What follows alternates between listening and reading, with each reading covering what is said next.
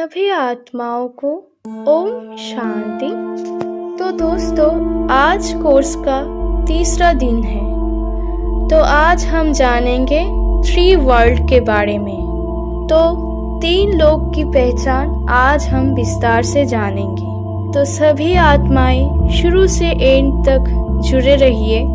आज का वीडियो बहुत ही ज्यादा नॉलेजफुल होने वाली है। तो ये 3 लोग कहाँ पे है और परमात्मा शिव का निवास भी कहाँ पे है, आइए जानते हैं। मनुष्य आत्मा मुक्ति और परम शांति पाने के लिए प्रार्थना करते हैं, लेकिन उसे ये नहीं पता कि मुक्ति धाम या शांति धाम क्या है।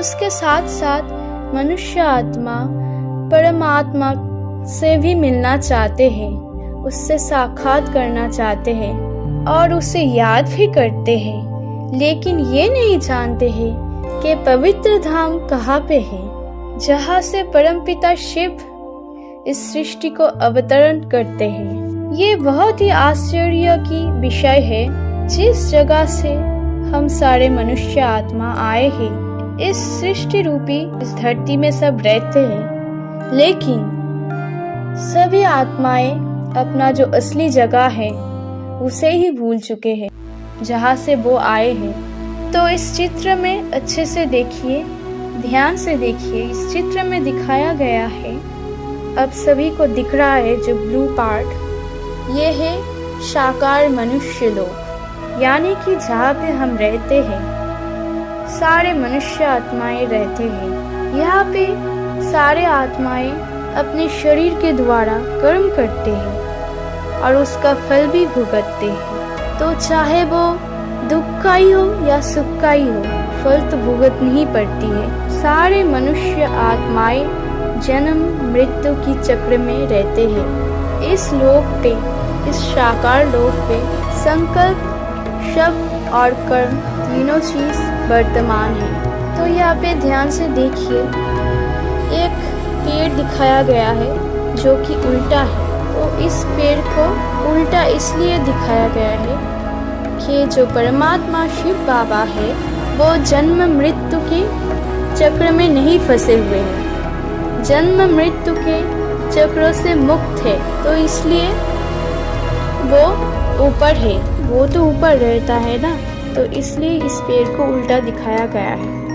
अब बात करते हैं शुक्र देवलोक की। देखिए इसके ऊपर जो है, ये है शुक्र देवलोक। ये देवलोक सूरज सितारा से भी दूर तथा आसमान से भी बहुत दूर, बहुत दूर एक शुक्र लोक है, जहाँ पे सिर्फ लाइट ही लाइट है, रोशनी ही रोशनी है। देख सकते हो इस चित्र में, ये तो लाइट वाला जो दुनिया है, ब्रह्मा, विष्णु और शंकर, ये 3 देवताएं भिन्न भिन्न पूरी में हैं। ये 3 देवताएं लाइट के प्रकाश में प्रकाशित है। असल में इन देवताओं की भी शरीर नहीं है, लेकिन इन देवताओं की शरीर सिर्फ और सिर्फ दिव्य चक्षु, दिव्य जो आंखें होते हैं उसके द्वारा ही देखा जाता है। एक आकार तो होनी चाहिए, है ना। ये जो 3 देवताएं हैं जो कि शुक्र देवलोक में ये रहते हैं, ताकि हम अलग अलग से पहचान सके, कह सके ब्रह्मा, विष्णु और शंकर। ये 3 जो देवता है, ये 3 देवता ही त्रिलोक पालन करता है।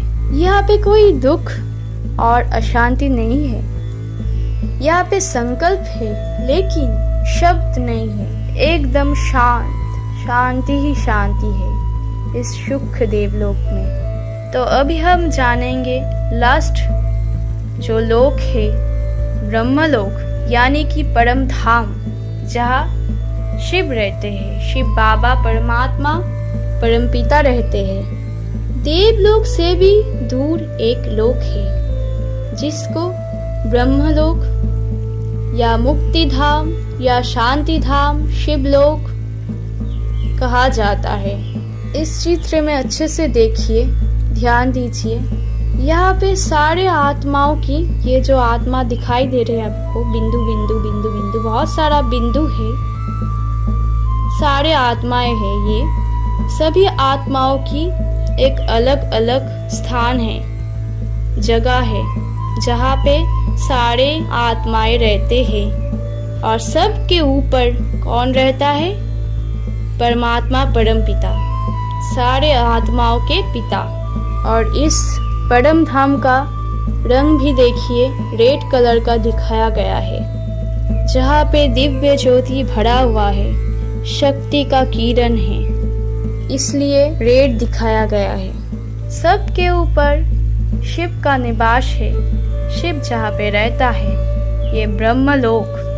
तो दोस्तों, मनुष्य आत्मा कल्प की अंतिम में, कल्प की समाप्त होने से ही सृष्टि और महाविनाश के बाद अपने अपने कर्म भोग पर तथा पवित्र होने के लिए इस ब्रह्मलोक परम धाम में लौट जाते हैं।